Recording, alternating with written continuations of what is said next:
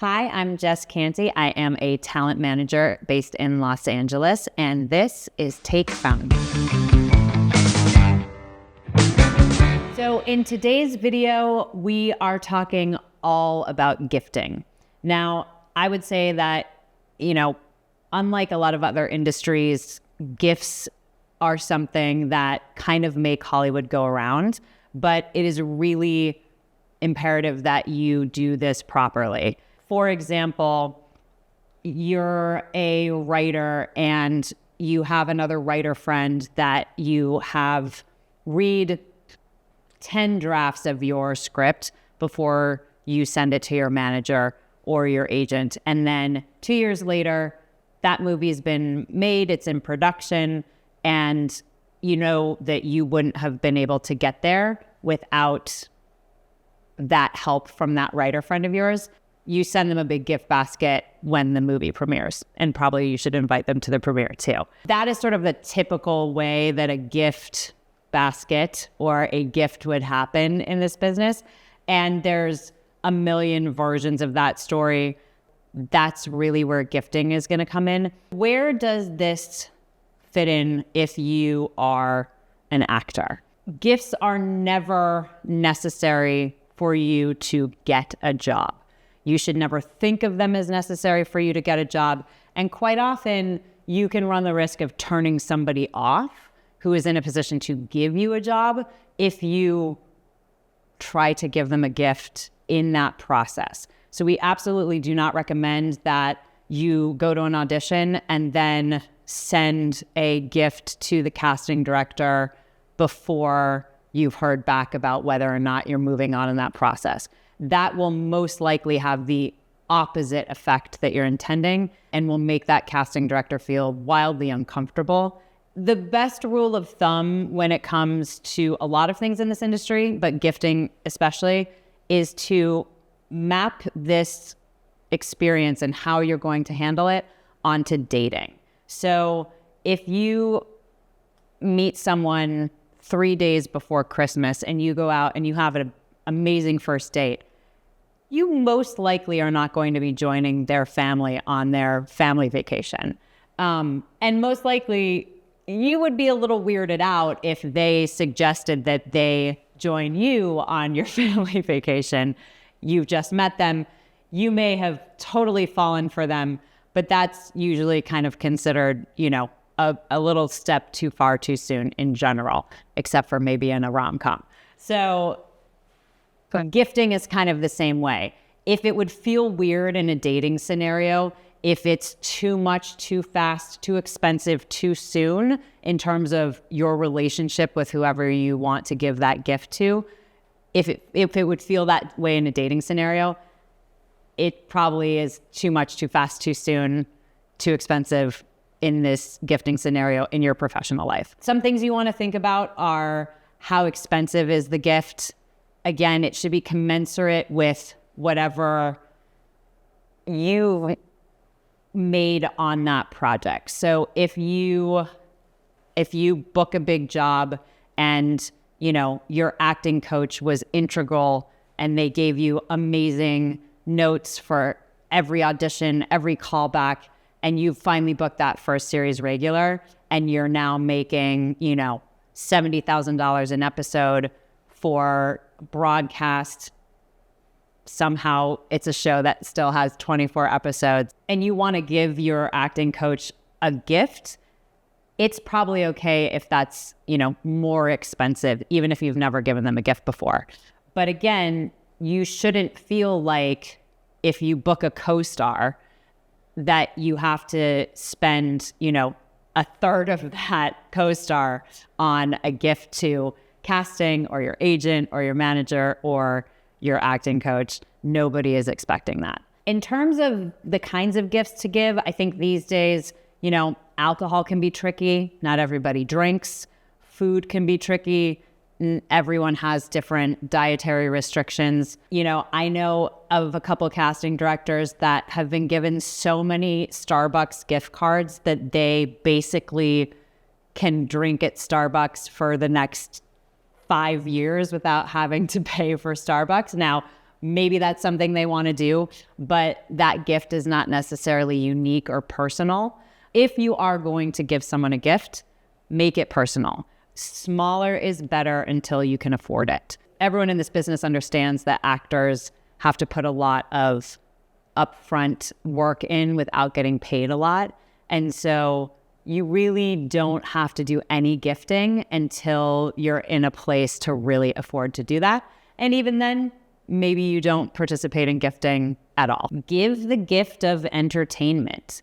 I love it when I receive movie ticket passes. I love supporting the movies. I love supporting the theaters. It is so expensive to go see everything in theaters these days. And yet I want to participate in that. I believe in the theatrical experience. If a client gives me a gift card to Alamo Drafthouse or the AMC, black ticket passes, those are always something that I love receiving. And again, not necessarily expensive for you as the giver, but kind of keeps it within the realm of the industry. If your rep is into theater, get them tickets to a show that you hear coming up. Take them to the show, take them out to the show with you. We get to network, we get to hang out, and then I've given them a gift. There, you can think about subscriptions to things like a membership to a museum in town, a movie club, a streaming service gift certificate. These are the things that we're already spending money on a regular basis as your reps. And, ostensibly we like to interact with art and culture in the city that we're in based on our jobs. So making the gift part of something that people are doing already is always a good idea. Get creative with those gift cards, right? Maybe you get someone a gift card to, a golf outing because they like golf, or maybe you hear that they missed jumping on the trampoline, and so you give them a gift card to like Sky Zone or something like that. Again, that's part of making it personal. Another thing I like to say about gifts is gift when someone is least expecting it. So what do I mean by this? I had a situation a few years ago where all of a sudden a client of mine out of nowhere received a C-mail that said they were being dropped from their agent's roster. And this was really strange. I hadn't heard anything about this. They had just booked something with them recently, and it just felt like wildly out of the blue for this agency. And so when they talked to me about it, I was like, let me call the agency. Let me just double check. This doesn't really sound like them. I don't think they would just do it in a C-mail without telling me or, telling you that and having a personal phone call. Sure enough, call the agent, and they were like, oh my goodness, something went wrong with our our breakdowns account, and it dropped everyone on our roster. It was just this like weird fluke. And they literally had to spend that entire day calling all of their clients and being like, no, we didn't drop you. This was a mistake. We have no idea what happened, et cetera, et cetera, et cetera. So of course my client was very happy to hear about this. And in talking to them, we were like, let's send this agency a gift. And what he came up with was sending them a bunch of those little like stress balls with the smiley faces on them. There was 5 agents at the company. He threw it in the mail. I think it cost him $6 to buy these things. I can't tell you he wrote a little note that was like, I know you're having a hard week. Thought that these would be useful. So glad to still be on your roster. Really love working with you. I cannot tell you how well that gift was received and how much it deepened the relationship with that client and that agency. That is absolutely turning lemons into lemonade and sending a gift when someone least expects it. For the most part, every casting director I've ever spoken to feels pretty uncomfortable receiving gifts from actors in both scenarios. Actors that they have not yet hired and actors that they have hired. And the way they position in this is that, they are being paid by production to hire actors. So it is not really the actor's job to have to give them a gift. And it just can bring up a lot of murky moral and ethical questions. This one in particular with casting really map this onto dating. The places where it can work, let's say this casting director has been advocating for you for 3 years. They bring you in for every project that they're doing. You get a shot at it. You make it to callback sometimes, but you just haven't booked yet. And then finally that booking comes along and that casting director has just so been in your corner. Maybe that's the time to give them a gift, but you have this established relationship with them over time and you know that they've been fighting for you. And so you know that that is going to be received differently than, thank you for booking me for the first time ever. Here's a $300 bottle of rare scotch. The other thing about casting and gifts is that since the pandemic, most casting offices are not working out of a physical office. So it can be really hard to know where they are. So you might not actually be able to send the gift to them, and figuring out how to do that appropriately can already just sort of be a weird interaction. So tread lightly if you're thinking about giving gifts to casting. Talk to your reps. Maybe they know how that casting director feels about that. And they might have suggestions as to, if you're really determined to give that casting director a gift, your reps might be helpful in helping you figure out what's appropriate and what's not and how to deliver that gift. Same thing with your reps. None of us expect it. Maybe you're from Wisconsin and you know that cheese curds are the best thing since sliced bread. Your reps have never tried them. You send them cheese curds one year, everybody loves it, and you make that a consistent thing every year. So small and consistent can also be a really good strategy when you're talking about these professional ongoing relationships that you have. I have a client that sends me a specific kind of tea that's kind of hard to find because they know I love it. And that is the gift they send me every year. And I look forward to that. But, it's small. It's a small token of their appreciation for our work together. How do gifts function with, again, your co-stars, with production? This is another one where, if you're on set for one day, you're coming into a well-oiled machine, a well-oiled show. There's a lot of established relationships there. You are maybe going to talk to 1/10 of the people that are involved in that show on that day that you're shooting. Nobody is expecting you to bring them a gift. The flip side of that is, let's say you book a co-star and it turns into a recurring role that you weren't expecting. And you go from being in 1 episode to being in 10 of 12 episodes. By that end of that, you're going to have made relationships. You're going to know people. Maybe you've become friendly with the lead.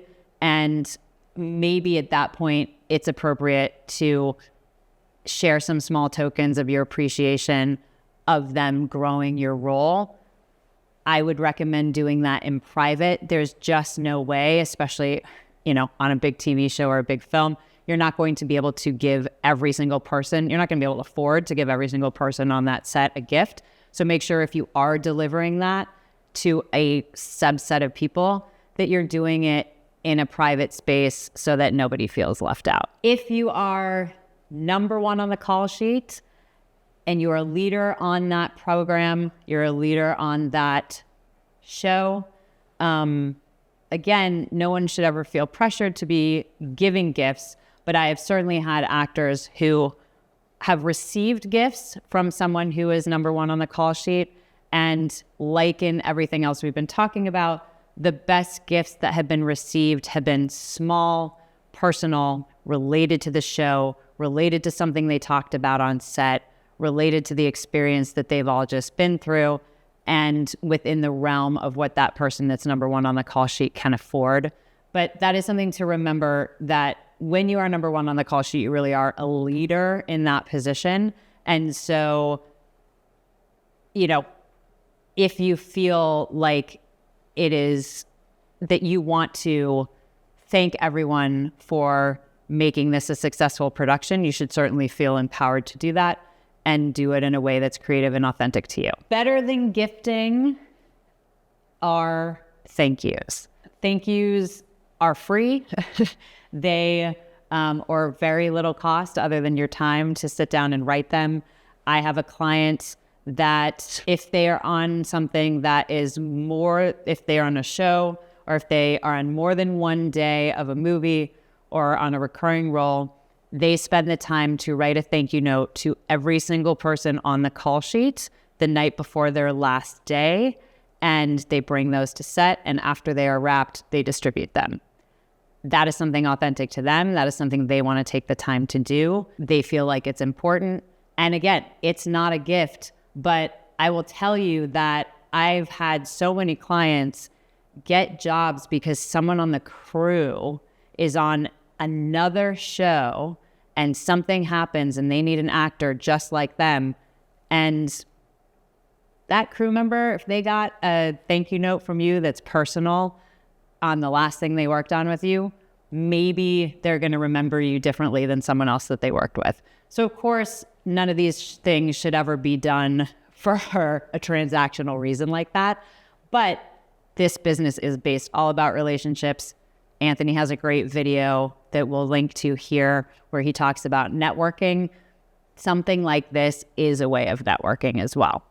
The last thing here about thank yous is potentially engaging your reps. And when I say reps, I'm actually in this case really talking about management. If you have them, typically your manager is going to have a smaller roster than your agent is going to have, and it's going to be sort of more involved in the day-to-day of your business outside of selling you into the market. And so is going to have some of these more kind of operational conversations with you about, should I send thank yous or should I send a gift, or this thing happened on set, what should I do about it? And that's not to say that agents aren't involved in this, but as a general rule, your manager is probably going to have more time for something like this. And I preemptively say this where I am sort of apologizing to any managers who don't have time for this suggestion. Not every manager is going to run their roster the same way that I do. But one thing I do offer to my clients, when they are wanting to send a thank you note to casting, like I said, these days it is hard to know where people are. So much is happening electronically. And so I encourage those clients to write those thank you notes themselves, and I will actually forward that along on their behalf. The reason why I do this is sort of twofold. One, most casting professionals would prefer not to have direct communication with actors until they have an established relationship with them. And so this is respecting that boundary. I have that relationship with that casting director, or they're more used to interacting with a manager or an agent. So me being the go-between to forward that thank you note, electronic thank you note along, is a good way of accomplishing that. And them understanding that you respect that boundary, especially if that's a new relationship for you in your network, if this is the first time you booked with them. The second thing is, it gives me an excuse to reach out to that casting director on your behalf without asking them something. And this is another thing that Anthony talked about in his networking video, which is finding ways of engaging with people that are not transactional. So it actually benefits me as your rep to send a note to a producer on your behalf, to send a note to a director on your behalf, to send a note to a casting director on your behalf, that I'm forwarding your words in your voice, and then I get to add my own little words on top of it and say, forwarding this along from client A, thank you so much for having them participate in your show. They had a great time on set, and please see below. I can't tell you how many times I have gotten an immediate response to something like that. Engaging your reps to help do some of these gifting and thank yous for you and on your behalf to respect those sort of general professional boundaries is another good way, especially at the beginning of your career, to build your network, make use of your reps to do that. And again, you have to have this conversation with your rep. They may not have time for this at all times of year. They may only have time to do this for really big jobs that you book, something like that. But it is something that you can certainly bring up with them and see how they feel about and see if they would be willing to help you. If you got value out of this video, please click that like button and please subscribe, and we will see you next time on Take Fountain.